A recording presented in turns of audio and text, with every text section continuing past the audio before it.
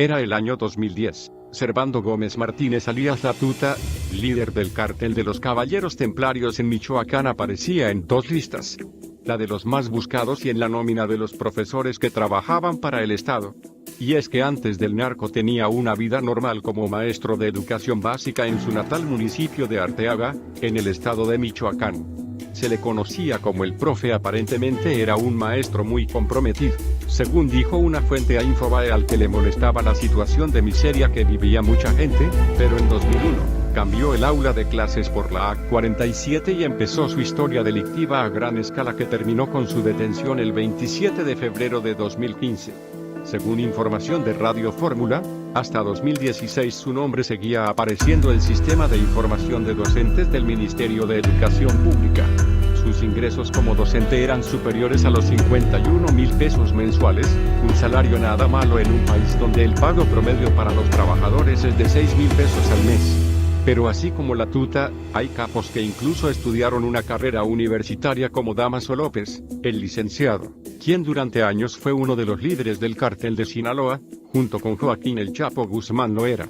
El licenciado estudió abogacía en la Universidad Autónoma de Sinaloa, UAS, pero antes de eso, según el diario El País, cumplió con una estricta formación religiosa con las Carmelitas Misioneras, una congregación católica dedicada a la educación de la juventud, a la asistencia espiritual y a la pastoral, mediante la atención de escuelas, casas de espiritualidad, para ancianos y hospitales. Ya graduado empezó a trabajar en la Fiscalía de Sinaloa. Dirigió un programa de búsqueda de prófugos de la justicia y para el año 1999 se convirtió en un alto funcionario en la rama de la administración del sistema penitenciario, que se centraba en instituciones de máxima seguridad, incluyendo la penitenciaría de Puente Grande en Jalisco, donde el Chapo estaba recluido. El licenciado, según información de los gobiernos de Estados Unidos y México, creó una red de guardias de prisiones corruptos y fue él quien personalmente organizó la primera fuga del Chapo, de la cárcel de máxima seguridad de Puente Grande, el 19 de enero de 2001.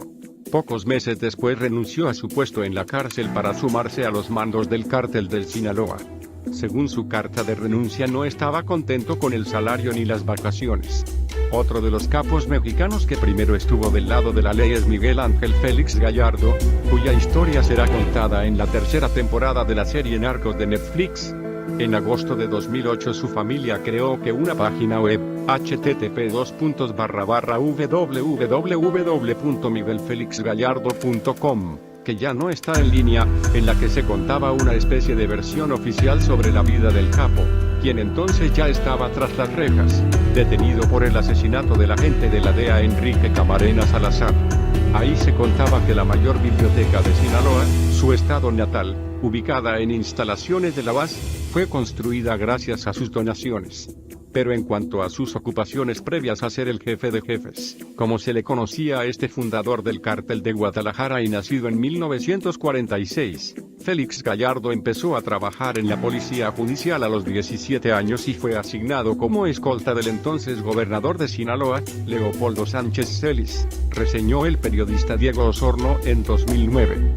Sánchez Celis, quien fue gobernador de 1963 a 1968, se convirtió en su padrino y socio. Se retiró de la policía al finalizar el periodo del gobernador para el que trabajaba y en 1977, el jefe de jefes ya acumulaba 15 órdenes de aprehensión. Su relación con el gobernador se hizo tan cercana que fue su padrino de bodas y después, el capo fue el padrino de bodas de uno de sus hijos, Rodolfo Sánchez Duarte.